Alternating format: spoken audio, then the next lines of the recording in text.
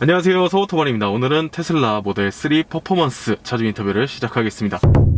네, 안녕하세요. 저는 대구에 살고 있는 테슬라 모델 3 퍼포먼스 차주입니다. 반갑습니다. 네, 반갑습니다. 자, 이 차량 소개 부탁드릴게요. 테슬라에서 가장 불티나게 팔리고 있는 모델 3라는 차량인데 모델 3 중에서 가장 상위 트림인 퍼포먼스라는 트림입니다. 타신 지는 얼마나 되셨나요? 약 8개월 정도 됐고요. 주행거리는 약 26,000km 정도 주행했습니다. 그러면 바로 금액 얘기로 넘어가 보겠습니다. 금액 같은 경우에는 7,536만원이 측정되어 있고 거기서 추가로 FSD라는 기능을 저는 탑재했기 때문에 905만원이라는 금액을 더 지불을 했고 약 8,500만원에서 보조금은 1,150만원이라는 금액을 받아서 취득세 포함을 해서 약 7,200만원이라는 금액을 주고 구매를 하였습니다. 그러면은 이 차량 어떤 조건으로 출고하신 건가요? 이 차량은 현금으로 구매를 하게 되었고요. 보험 같은 경우에는 이전 차량이 있었기 때문에 10만원 정도 더 결제한 것 같습니다. 그래, 이렇게 바로 이어오셨구나. 네, 맞습니다. 자, 그러면 이 차량 전기료 어느 정도 사용하신지 말씀 한번 부탁드릴게요. 차주분들마다 되게 상이하게 나올 텐데 저 같은 경우에는 공장 전기를 사용하고 있기 때문에 더군다나 야간 전기를 사용하기 때문에 킬로와트당 41원 정도 지불하고 있어서 약 400km에서 500km 정도 충전을 하는데 2,500원에서 3,000원 정도 지불하고 있습니다. 근데 이게 지금 차주님처럼 산업용 전기를 사용 안 하시는 분들은 금액이 많이 다를 수 있다 하셨잖아요. 설명 한번 부탁드릴게요. 산업용 전기라든지 상가 전기를 사용하지 않은 분들은 아파트 충전기라든지 테슬라에서 지원하는 슈퍼차저라든지 마트에서 혹은 시청, 군청, 동사무소에서 지원하는 차대모라든지 급속 충전기 같은 경우로 충전하게 되면 킬로와트당 약 400원에서 500원 정도 지불하게 되어 있습니다. 이 차량 같은 경우에는 배터리가 75kW입니다. 그러면 대충 계산이 어느 정도 나오겠죠? 많이 차이 나게 되어 있습니다. 자, 그러면 이 차량 장점으로 넘어가 보겠습니다.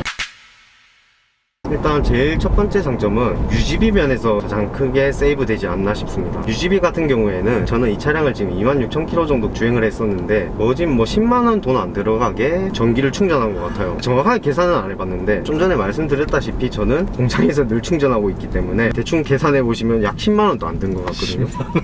저는 약간 그렇게 계산을 해서 전비에 대한 금액이 나온 것 같아요. 유지비가. 그게 일단 첫 번째로 가장 큰 장점이고요. 두 번째로 따지면 테슬라는 OTA 방식입니다. OTA라는 게 오버 더 에어라는 무선 업데이트 방식이라는 건데요. 테슬라는 모든 소프트웨어가 OTA 방식이기 때문에 차량을 구매하고도 휴대폰 쓰는 거 마냥 계속 지원을 해줍니다. 예를 들어서 창문을 우리가 열고 차 문을 닫게 되면 그 업데이트를 받음으로 인해서 창문이 닫아지는 그런 기능이 또 생기기도 하고요. 물론 하드웨어가 기존에 탑재가 돼 있기 때문에 구현되는 건 맞지만 이런 식으로 소프트웨어가 계속 지속적으로 업데이트를 해주기 때문에 모든 기능이 계속 활성화가 되고 있습니다. 이 기능이 가장 진짜 핵심인 것 같은데요. 이 기능이 왜냐하면 FSD라는 풀셀프 드라이빙이라는 옵션이 있는데 차량을 구매하고 그 옵션을 넣으려면 보통적으로 생각하기로는 센터를 방문을 해서 OBD라든지 혹은 뭔가 기능을 장착하는 하드웨어를 달아야 한다고 생각하시는데요. 이 차량 같은 경우에는 OTA 방식이기 때문에 센터에서 결제를 하고 집에서 주무시고 계시면 차량이 업데이트만 해준다면 그 기능이 실현되고 있습니다. 그 기능이 가장 제가 좋아하는 기능이고요. 세 번째로 옵션이 별로 없어요. 옵션이 없다. 이게 장점이에요. 네, 차량을 구매하는데 옵션이 별로 없어요. 현대라든지 기아라든지 혹은 독일 3사라든지 다른 외제차를 보면 옵션들이 많아요. 근데 차량을 잘 모르는 사람에서는 그 옵션이 뭔지 잘 이해도 못하는데 뭔가를 넣어야 할 것 같고 안 넣자니 뭔가 허전하고 또 넣자니 금액은 많이 올라가고 이런 게 매우 불편할 수가 있는데 저는 그게 매우 불편해요. 근데 이 차량을 제가 사이트에 들어가서 보니까 옵션이라 할 게 없어요. 뭐가 있냐면 트림은 있어요. 트림은 3개로 나뉘거든요. 스탠다드, 롱레인지, 퍼포먼스가 있는데 옵션은 시트 색상, 그 다음에 휠 끝입니다. 하나 더 있다면 FSD 그 3개가 끝입니다. 저는 퍼포먼스라는 트림을 선택을 하니까 퍼포먼스 휠이 장착이 돼서 나오고 시트 말고는 선택할 게 없었어요. 그러니까 이게 저는 너무 장점으로 와닿는 거예요.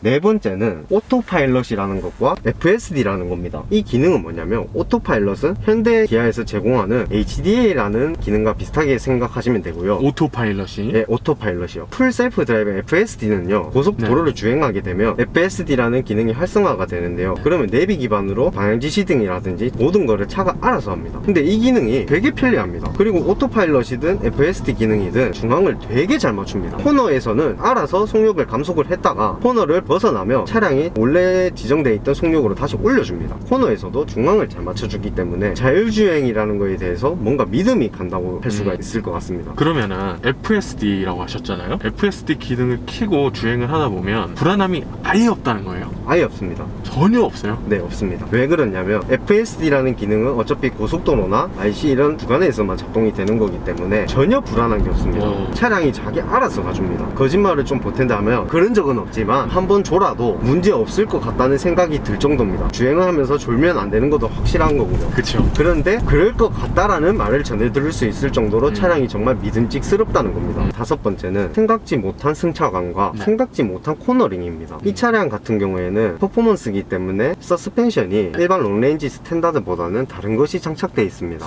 그래서 원래 테슬라 자체는 서브 프레임이 하드한 걸로 알고 있는데 주행 질감이 좋지는 않은 걸로 알고 있거든요. 근데 시트 자체가 매우 푹신하기 때문에 시트가 어느 정도 승차감을 케어해 주는 것 같고요. 코너를 돌았을 때 서스펜션이 통통 튀는 게 아니라 좀 쫀쫀하게 잡아준다는, 이게 미국 차야? 라는 생각이 들 정도로, 물론 타이어의 성능이 어느 정도 받쳐주는 건 맞지만 서스펜션도 어느 정도 역할을 한다고 전 보고 있기 때문에 생각지 않은 승차감과 생각지 않은 코너링에 저는 매우 이거를 장점으로 뽑아주고 싶습니다. 그러면 이 퍼포먼스 트림 같은 경우는 타이어가 어떤 게 들어가나요? PS4S가 장착되고 있습니다. 근데 제가 PS4S라고 말씀드리면 보통 사람들은 야, 타이어 때문에 다 잡아주는 거 아니냐 이렇게 이해를 할 수 있을 거라고 저는 생각하는데요. 그 말도 사실이긴 하지만 서스펜션의 역할도 저는 되게 중요하다고 생각합니다. 근데 이거는 롱레인지하고 스탠다드하고 다른 서스펜션이 들어가는데 확실하게 더 잘 잡아주는 느낌을 가지고 있습니다. 알겠습니다. 바로 단점으로 넘어가 보겠습니다. 첫 번째는 테슬라는 마감과 소재와 단차가 너무 심합니다. 차주님 차량도 그럼 단차가 있었나요? 제 차량은 단차 수준이 아니었습니다. 보통 차량을 구매하면 신차 패키지라든지 안 그러면 썬팅집에 차량을 보내지 않습니다. 저는 지인한테 차를 맡겼는데요, 전화가 와서 너 차 사고 난 것 같다, 너가 한번 와서 봐줘야겠다라고 해서 일을 하는 도중에 바로 달려가서 차량을 확인했습니다. A필러하고 펜다 쪽 그 사이 있죠, 펜다가 A필러 안쪽에 완전 먹어 있는 거예요. 박은 것처럼? 찌그러진 건 아닌데 박은 것 마냥 안에 완전 먹어 있는 거예요. 들어가 있었구나. 네, 근데 이게 단차가 뭐 2cm, 3cm 뭐 들어간 것도 아니고 진짜 유리 간섭 날 정도 완전 다 들어가 있었거든요. 그 외에도 C필러 유리가 창문이 깨져 있었고요. 깨져 있었다고요? 테일램프도 깨져 있었습니다. 오, 진짜요? 진짜 정말 이해할 수 없는 게, 아무리 미국 차하고 테슬라인 걸 알고 있어도 와, 이거는 심한 게 아니냐. 솔직히 차량 가액이 한두 푼이 아닙니다. 그쵸. 근데 이거는 정말 너무한 게 아니냐는 생각을 들었거든요. 그래서 센터를 가보니까 펜다 같은 경우에는 테크니션 분들이 펜다 안쪽에 볼트 있지 않습니까? 그 볼트를 풀더라고요. 새 차인데. 네, 신차인데. 솔직히 마음은 많이 아팠으나 그 단차를 계속 보고 있자니 그게 더 마음이 아픈 거예요. 새 차인데 뭔가 사고 난 것 같고. 그래서 센터에서 볼트를 풀어서 두 분 테크니션 분들이 당겨가지고 단차를 맞춰주셨고, C필러 유리라든지 테일램프라든지 헤드라이트의 경우에는 바로 즉각적으로 교체를 해주셨습니다. 저 같은 경우에는 재고가 있어서 운 좋게 바로 교체받은 거고요. 보통적으로는 2달 넘게 걸립니다. 이거 충격적이다. 이게 솔직히 가장 큰 단점이 아닐까 싶습니다. 두 번째로는요, 테슬라는 부품 자체를 일반 공업소에서 구하지를 못합니다. 왜냐하면 테슬라 자체에서만 구할 수 있어요. 그러면 사고가 나면 테슬라로 무조건 가야 하냐? 그거는 아닙니다. 사고가 나가지고 도장을 수리해야 하거나 문짝을 수리해야 하거나 이런 거에 대해서는 테슬라에서 지정한 협력업체가 있어요. 부산으로 따지면 혁신자동차라든지, 대구로 따지면 코오롱 모빌리티라든지, 서울으로 따지면 FNK라는 곳이 있습니다. 부품에 대해서는 헤드라이트, 핸들, 모니터 이런 거에 대해서 테슬라 센터로 가셔야 합니다. 요 부품은요, 저희가 가고 싶은 카센터에 가면 절대 못 구합니다. 무조건 센터 가야 되는구나. 네. 근데 요즘에는 중고 부품을 받아와서 황금 도색을 해주는 경우는 봤어요. 새 부품은 절대로 일반 공업사에서는 못 구합니다. 이게 못 구하는 건 둘째고, 테슬라 부품 자체는 수입차에 비해서 크게 비싸진 않습니다. 근데 아시다시피 FNK가 제가 알기로 마세라티하고 페라리를 수리해주는 곳으로 알고 있고요, 코오롱 모빌리티는 마세라티랑 BMW 수리해주는 곳으로 알고 있는데요, 걔들의 공인비가 정말 사악합니다. 한 판 도색해버리면 제가 알기로는 100만원 그냥 넘는 걸로 알고 있거든요. 이건 여담인데, 차를 출고하고 다음날에 거래처에 납품을 하러 갔는데 그 거래처 지익 기사분께서 제 차 조수석부터 뒤에까지 다 긁으셨어요.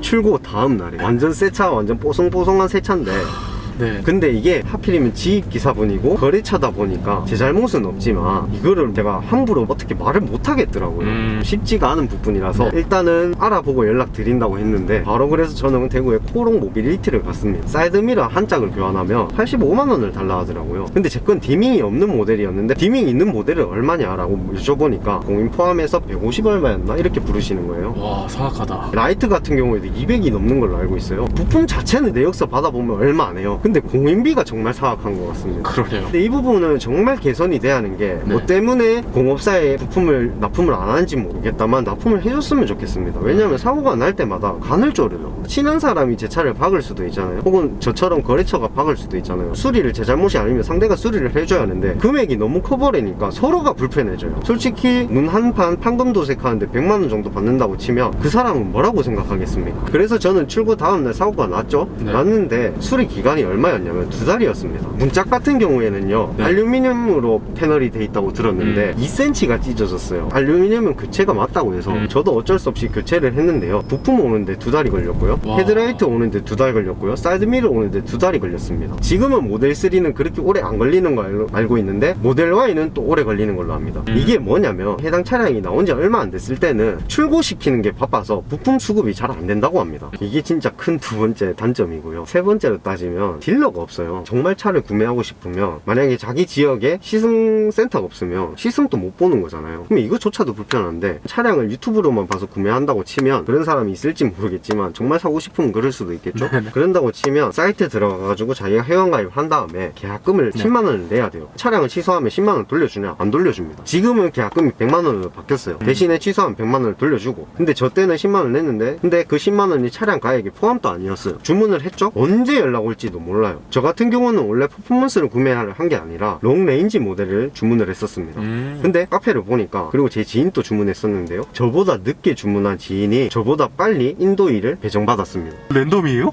그렇게 밖에 저는 이해를 할 수가 없는 거예요. 그래서 너무 화가 난 나머지 계속 센터에 전화를 해봐도 대화가 안 됩니다. 두통을 했다고 치면 첫 번째 상담사분하고 두 번째 상담사분이 대화가 달라요. 내용도 다르고요. 이게 뭔가라는 생각이 되게 크더라고요. 보조금은 가면 갈수록 사라지고 있고, 정말 이 차를 구매하고 싶은 사람이라면 혼란스러운 거예요. 그쵸. 그렇게 한 2-3주를 제가 연락했는데요, 테슬라 코리아에서 저한테 답변을 해준 게 딱 하나였습니다. 1000만원을 더 써라, 퍼포먼스 등급으로 바꿔라, 퍼포먼스 취소된 차량을 출고를 시켜주겠다, 이달에. 근데 저로서는 선택할 여지가 없었는 게, 어차피 테슬라는 정말 구매하는 사람이고 보조금은 2대였나 3대가 남아 있었어요. 그러면 그걸 무조건 받아야 하지 않습니까? 근데 이게 보조금이라는 게 출고일 기준으로 2주인가 1주 안에 출고가 안 되면 또 취소가 돼버려요. 1000만원을 더 쓰면 언제 받을 수 있냐? 이번 주 안으로 받을 수 있다. 그러면 보조금이 무조건 결정 아닙니까? 어쩔 수 없이 1000만원을 더 지불한 겁니다. 지금은 어느 정도 개선된 걸로 알고 있는데, 그게 진짜 가장 좀 불편했던 단점이기도 하고요. 마지막으로 단점을 말씀드리면, 센터가 원래 대구에 없었어요. 부산으로 갔습니다. 보증 수리를 받으면 부산으로 가야 합니다. 물론 그 기간이 남아 있어서 한 번에 몰아서 타지를 가면 되는데, 부품이 만약에 없으면 그 차를 다시 타고 돌아와야 합니다. 그러면 만약에 주행이 안 되는 경우에는 어떻게 하냐? 렌트카를 지급받을 수 있는데, 그 렌트카가 기간이라는 게 있어요. 예약이 이미 다 차 있으면 전 못 받는 겁니다. 그러면 어떻게 해야 하냐? 버스나 대중교통 타고 저는 제 지역으로 돌아가야 돼요. 이 모든 게 다 불편하니까 차의 정의 하나하나 다 털어지기 시작해요. 안 그래도 단차 때문에 짜증나는데, 그거는 뭐 자율주행이라든지 가속력 때문에 제가 견뎌냈다고 치면, 자꾸 이런 서비스에 대한 것들이 꺼려지니까 정이 떨어지는 거예요. 그리고 가서 증상을 보여줍니다. 근데 그날에 바로 이게 처리가 안 되잖아요. 일단 보여줬으니까 보증기간 내에, 그럼 보증이 원래 돼야 하는 거잖아요. 그쵸. 근데 이 차량은 안 된대요. 보증이 기나면 아무리 보여줬어도 안 된대요. 제가 현대라든지 기아라든지 BMW라든지 이런 차를 탔을 때는 보증기간 안에 문제를 보여줬더라면 지나도 서비스 센터라든지 현대사업소 이런 데는 막 말해주면 거의 다 인정을 해줍니다. 그리고 다 교체를 해줘요. 근데 이 차량은 그게 전혀 안 된답니다. 그러면 정작 진짜 센터가 없는 지역이라면 이건 어떻게 하는 것인가? 하나 더 말씀드릴게요. 저는 20년 9월달에 차량을 출고했는데요, 21년 1월달에 리프레시 모델이 발매가 된 걸로 알아요. 근데 그때부터 이제 보조금 상한제가 걸린 걸로 알아요. 6천만원이 넘는 차량은 보조금을 50%만 지급한다는 건데, 테슬라 모델 3 롱레인지가 원래 6,300 얼마였거든요. 보조금 상한제가 걸려버리니까 제조사에서 5,999만원에 파는 거예요. 기능이라도 안 바뀌었으면 덜 억울합니다. 기능이 뭐가 추가됐냐면 1열이 이중 접합 유리가 들어가요. 그 다음에 앞에 히트 펌프가 들어가고요, 뒤에 오토 트렁크가 들어갑니다. 그리고 지금 또 리프레시가 된 경우는 걔도 말조차도 웃겨요. 열선 핸들이 들어갑니다. 이런 거 보면 롱레인지 이전에 구매하신 오너분들은 되게 억울한 거예요. 금액이라도 차라리 올려서 팔면 괜찮은데 보조금은 100% 다 받게 해줬겠지, 출고 금액은 낮아졌지. 근데 이게 참 자동차라는 게 미리 사면 미리 산 만큼 안 좋은 수밖에 없는 거잖아요. 그쵸. 그렇게 따지면 차를 못 사는 거잖아요. 근데 너무 짧은 시간에 이렇게 변화하는 게 아닌가, 이게 되게 아쉬웠는데, 한국에 보조금 상한제가 갑자기 걸리는 바람에 테슬라에서도 차량을 팔아야 하니까 어쩔 수 없는 선택이었는 것 같아요. 그래서 이게 좀 저는 불만족이었는데, 그것도 단점이라면 단점이라 할 수 있을 것 같아요.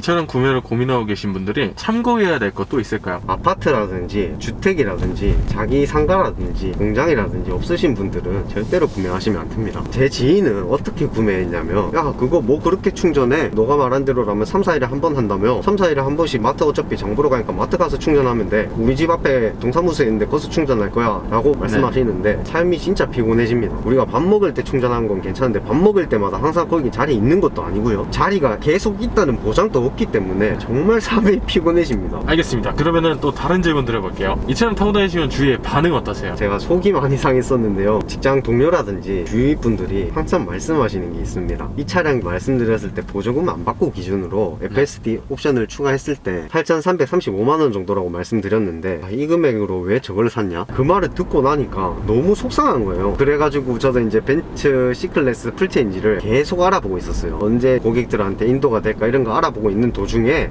이제 사람들이 테슬라를 알아주기 시작하는 거예요. 야 테슬라 좋더라, 옆에 타봤는데, 혹은 뭐 우리 엄마가 샀는데, 뭐 아버지가 샀는데, 이런 얘기가 슬슬 나오는 거예요. 한편으로는 좀 뿌듯해졌는 그런 비하인드 스토리가 숨어있죠. 자, 그러면 이 차량 마지막 총평 부탁드릴게요. 정말 이 차는 자동차를 사는 게 아니라 미래 산업에 대해서 관심 있는 분들이 구매하는 것 같아요. 자율주행이라든지 가속력이라든지 혹은 전기에 대해라든지 간편한 시스템 자체가 미래를 뭔가 바라보고 구매를 하는 것 같다는 느낌이 많이 들었거든요. 이 차는 미래 기술을 구매를 내가 먼저 해서 먼저 맛보는 거라고 저는 설명드리고 싶어요. 앞으로 더 기대가 된다고 생각하시는군요. 당연하죠. 많이 기대되고 있습니다. 알겠습니다. 그러면 마지막으로 특별하게 하실 말씀 있으실까요? 전기차라는 것 자체가 내연기관하고 방식이 다르잖아요. 내연기관은 모든 행정기관에 거쳐서 반응을 해가지고 차량이 나가는 거라고 따지면, 전기차는 행정기관이 되게 간소화가 돼 있는 걸로 알고 있어요. 최대 토크가 처음부터 나와서 차량이 빠른 걸로 알고 있거든요. 네. 근데 이게 빠르다곤 하지만 다른 전기차들을 보면, 제 니로 전기차만 해도 테슬라만큼 빠르진 않아요. 테슬라 퍼포먼스라서 얘가 빠른 거다라고 할 수 있는데 롱레인지도 되게 빠른 차거든요. 니로가 롱레인지만큼 빠르진 않아요. 전기차라고 모두 다 빠르다고 생각하시는데 전혀 그런 건 아니고요. 단지 내연기관보다 앞에 토크가 완전 풀토크로 나오기 때문에 그래서 빠르다 느껴지는 걸 수는 있어요. 모든 전기차가 빠르게 달려주는 건 아니라고 보시면 될 것 같고요.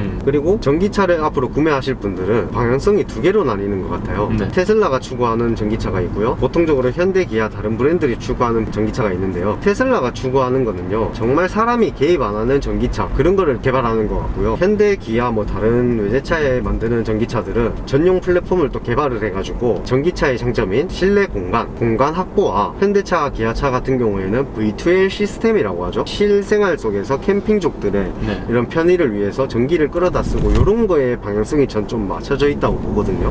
그런 식으로 자기 입맛에 뭐가 더 맞나, 미래 기술을 더 사고 싶다, 테슬라를 좀 선택하시면 될 것 같고요. 미래 산업보다는 나 실생활에서 뭔가를 찾고 싶어 하시면 아이오닉5라든지 EV6라든지 그런 것들을 구매하시는 게, 그런 것도 자율주행도 어느 정도 잘 되고 실생활 속에서 더 사용할 수 있는 게 많으니까 그런 거를 구매하셔도 좋을 것 같아요. 자, 그러면 오늘 인터뷰는 이 정도에서 마무리하도록 하겠습니다. 저희 서우토바는 다음번에 또 다양한 차종 가지고 인사드리겠습니다. 지금까지 서우토바이었습니다. 감사합니다.